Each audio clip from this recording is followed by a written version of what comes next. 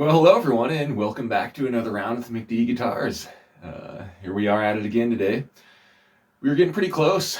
Our new journey is becoming a past journey, so we got a lot to do today. We're just going to jump right in. You can see I'm kind of sharing space here. We are flattening out that Honduras rosewood neck through for the Flying V. But yeah, I just wanted to do some silly work last night that I didn't have to record, so that was what I got into.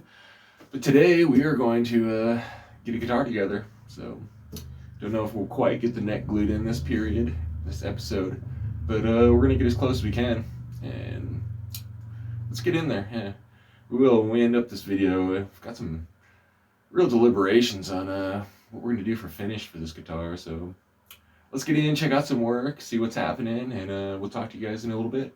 All right. If you can see that little bit of pencil marking there, we want to round this heel off a little bit more and just to pretty it up a little. But before we do that, we're going to go ahead and just knock the end of our heel off here. As we start to search for good neck fitment in our pocket, I really want to be able to make sure we're going to line up with our pickup ring nicely as we get in there. And yeah, sometimes you start that slot in the wood with the fret saw, and boy, it can make it really tough to get anything else running in there. You can see it took me a little while to get going. But yeah, better safe than sorry, so I took my time here, and there we go. We are working through. And yeah, it's always like, yeah, every video I do this, you just know you're getting close when you take this chunk of the neck off, and you can always enjoy that. We will have a little bit more of that tenon to remove for proper spacing for our pickup to go in, but yeah, we'll cross that road at the very end once we get there. But yeah, just going to pretty this up a little bit more, and once we get that final neck fit, we will round this all off. And yeah, it'll be interesting to see if we change it up or if we just keep it similar with a little bit of rounding. But yeah, we'll cross that fun road when we get there. This is my first Padauk neck, and after a couple adjustments to the truss rod, it has really stayed true, so you can enjoy that. This is what we want to do with inlays. We want to make sure we have a little bit of that green abalone and white abalone in every piece. And away we cut. This is some pretty good quality abalone with really nice thickness, and normally I would glue this or tape this to a chunk of wood to make sure I don't break anything. But I was feeling pretty comfortable with this stuff, and we were able to just work through it. Just take your time, and not every line came out straight, but in the end, I'm pretty stoked with what happened. It was all kind of a test, and something interesting happened at the end, which I like. But yeah, hand cramps galore. We gotta squeeze this guy down and get it to shape, and we want all these to be as thin as we can get with still having some good visibility. But we'll see. We'll see what you guys think of this whole process as it comes out. I honestly, in the end, it's like you always think it could have come out a little better, but I'm pretty stoked with it. So we'll keep moving forward. After working with powders on a few guitars and getting back to the abalone, man, abalone really does make you step your game up and make sure you're doing a good job.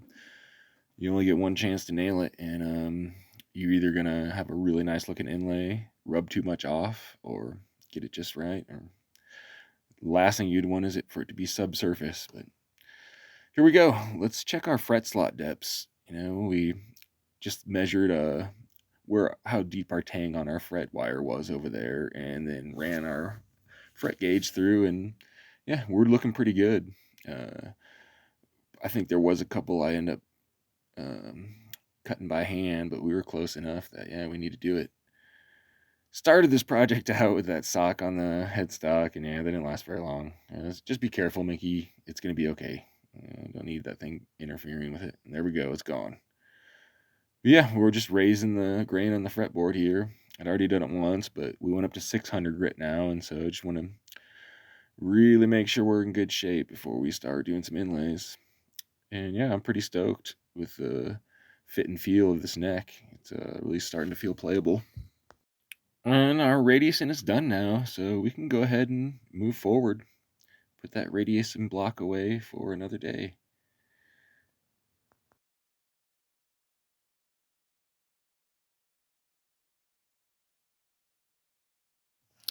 Let's do some inlays, huh? I decided to go kind of simple and tough at the same time. We got a real simple shape for our inlay, but we're also dragging it off the side of the fretboard to make it our side marker also.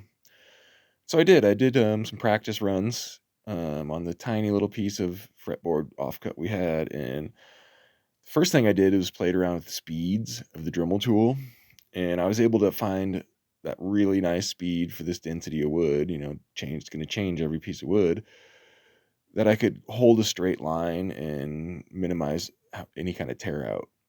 Too slow and it wants to jump around and get a little wobbly, and too fast, and I don't know if there's such thing, but yeah, too fast, and yeah, you just get out of control. So we found that sweet spot, and yeah, no tear out, no chip out on any of these, and yeah, moving forward. Do a little cleanup here with the scalpel, and yeah, I'm pretty stoked on how square everything's turning out. We're just going to use some really thick super glue, one drop, and we're going to find the spot we want our abalone to rest. And that way it's in its spot. We don't have any excess super glue to fill up the gaps that we want to fill with powder. We will start with some dust from the fretboard itself and work the one side of the inlay, and you can see we've got blue glow in the dark powder working the other side. We have a piece of tape on the side of the fretboard there, and we're using some Teflon as fret dams so we don't have too much cleanup. And yeah, using lots of powder, we have a lot of dry time, so you can just sit around and stare at it for a while. But yeah, this is coming out really nice. We do a couple second rounds of touch up, and I did have some open gaps on the side of the inlays. I was kind of hoping that the super glue would wick in there far enough, but it didn't, so had to do a second run of some powder on the sides. But yeah, once we get some sanding going here, I think this is going to look pretty nice. This is where the accuracy really is going to pay off. I only ended up with one inlay on this, slightly worn through, and I'll take it. Getting better every time, and everyone's getting better. So yeah, I can't wait. It's always, you're just waiting and waiting and waiting for that super glue to clear and see how good you did. And I'm not unsatisfied with this one. I think it's going to serve its purpose and look pretty nice. If we're careful and roll up through those different grits of sandpaper like I am here, we could do a really good job and not really have to worry about any kind of grain problems with the fretboard. We've already wet the grain and opened it up, and it sticks pretty good. You just got to be careful, have a steady hand, and watch what you're doing. This is the coolest trick I've learned in quite a while, and I learned this from Ted Woodford. Rather than just radiusing your fret material all in one swoop, I'm running this through about 10 times, just taking small increments of bend and keeping an eye on it as I go. And this actually work hardens the fret material. And boy, what a cool trick, You just take 10 passes instead of 2, and you've got harder fret material. So gotta love that. We're using gold cryo wire here, which is kind of in between standard nickel and stainless. And I've been really stoked with this stuff so far. So definitely will keep going forward using this. There are a lot of people that do not like gold on their guitar, so we've got quite the variety of fret wire in the shop, but this has definitely fastly become my favorite. My shop was a crazy mess this day, and so we're going to miss out on these frets being pressed into the fretboard. Yeah, I just did not want to rearrange everything to set up, so here we are. You guys have seen me press frets into a fretboard a good few times, and I always miss this part, right? Now, so here we are. We're going to nip some fret ends here, get them close, and then we got some filing to do. Let's see what we can find. Yeah, don't misplace any of those nibs, or you don't want to step on those. Yeah, so we're gonna go ahead and start to work our angle on the edge of the frets, and slowly and surely it's gonna come out. When I eyeball down this neck, it's really rewardingly flat, and I don't think we're gonna have too many worries with leveling these frets. Be able to take just a small material off and do some nice crowning and finishing and a lot of polishing, right? Yeah, we'll get there as we go. As you can see, I'm starting to use a freehand file just as much as the angled file holder. And yeah, I've recently got a new set of mill files, and I am loving them.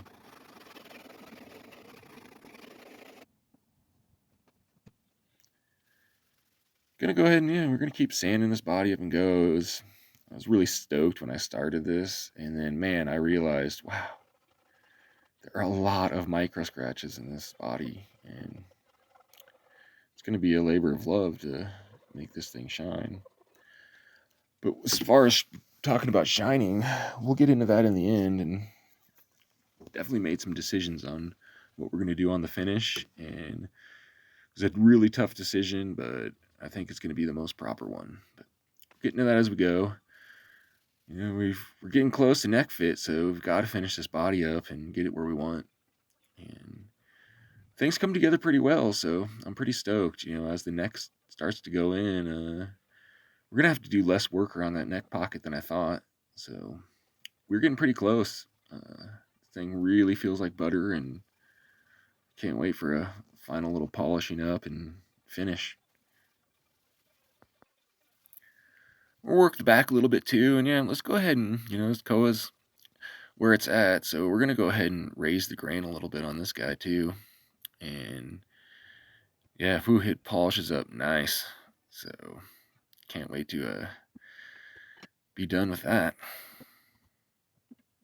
And here we go. Let's get this going. There's nothing better than using a block plane. It's so nice. And it's interesting, this one, I struggle with this one a little bit, but we were well within our parameters of width and depth, and it is you get your angle going, and you just want to make sure that the bottom of that heel is flat and going to have really nice contact area for the glue up. And you chunk it down and get a good angle, and then when you polish it up, you lose little bit of the angle, then you take some more angle down and then flatten it out and lose a little angle. And so yeah, we go back and forth for a while here, and we are pretty much there. A little bit of polishing up, and man, we will be happy. It has been a really long day, and I'm going to save the finalizing of this neck angle till tomorrow. I'm going to start fresh with a new perspective and work it out. Yeah, we got to start thinking about hardware, right? Little mock up there, and then as we go here, and I just sat here and kind of stared at this thing for quite a while. We definitely moved around. Our knobs moved as far as a little bit more flow under the body. And I'm really stoked with where everything's going. A really nice brad point drill bit there and no tear out. And we even get the step down drill bit out later. And the camphor burl worked really nice. Didn't give me any issues. But we have got a volume, a 3-way toggle, a tone. That toggle I just drilled there is going to 3-way from acoustic electric to electric. And then we're also going to have 2 toggles, just 2-way toggles for split coil, bridge, and bridge pickup. Should be pretty awesome. Quite a bit going on in there. And right at the end, I realized, oh my, that's right. We have a kill switch too. We got to get that in there. So there it is, a little black button in the end. And I really like the way that turned out. I think it's pretty sharp. All right, well, here we are at the end of another episode. We're getting there. We are really close. I like where all of our stuff is. Our neck joint's looking pretty good. We did do a little OT, a couple more scrapes of the plane and a little bit of sanding, and we are there. Our brake angle is working. So yeah, next episode we will really do some finish sanding on this body. It's going to need some TLC. We will cut out our little extra chunk of neck. You know, we can do some pretty fine measurements, see how far that pickup's going to be down in there, and take a little bit off the top, and we're going to glue this neck in. We'll see. We'll have to decide what we're going to do to finalize our heel. And yeah, we'll cross that road when we get there. But yeah, so as far as the finish goes, it may be terrifying to some people, but I've decided I'm going to just use paste wax to finish this. I've warned Eric it's going to be a gentle guitar. You know, I thought about it, I was like, wow, come on, you play an acoustic guitar. I mean, you're pretty careful with it, right? You ding it up pretty easy. We're just going to kind of be in that realm. I think it's going to ring like a bell, and I don't want to cover this thing in plastic. So we are going to just wax this guitar, and we'll send Eric off with a nice bottle of wax to continue keeping it up with. But yeah, we'll go with that. One last thing we were talking about through the episode that I was really digging is I didn't even realize, you know, I just cut out the pieces of abalone that I had that were pretty matching. And to really square them up, I had some shorties. So the shorties, I just went towards the end of the neck. I didn't even realize that we ended up lining up with this brown stripe kind of right on the edge of it the whole way. I thought that was a cool little mistake that happened naturally. But yeah, we're sitting sub 5.5 pounds as we sit right here. And this is going to be a nice guitar. It's going to be nice on stage one for Eric. Have to be careful with it, but it's going to be lovely. I have really high hopes for this, how this guitar is going to sound. So we're going to keep on, and we'll get back into it next episode and see if we can finish this baby up and plug it in. So cheers till then. I can't wait till you guys get to watch the nightmare of doing the electrical work in this. We don't have quite as big of an entry as our last guitar, so I could only get my smaller needle nose in there. And once we bundle all of our cables together to be neat, it's definitely going to be harder than it is currently to get each individual pot or switch into its location. So maybe I'll put some Benny Hill music while I have that and fast forward. But yeah, cheers you guys, thanks for tuning in, and I can't wait to see you guys next time, and we'll keeping on. All right, later.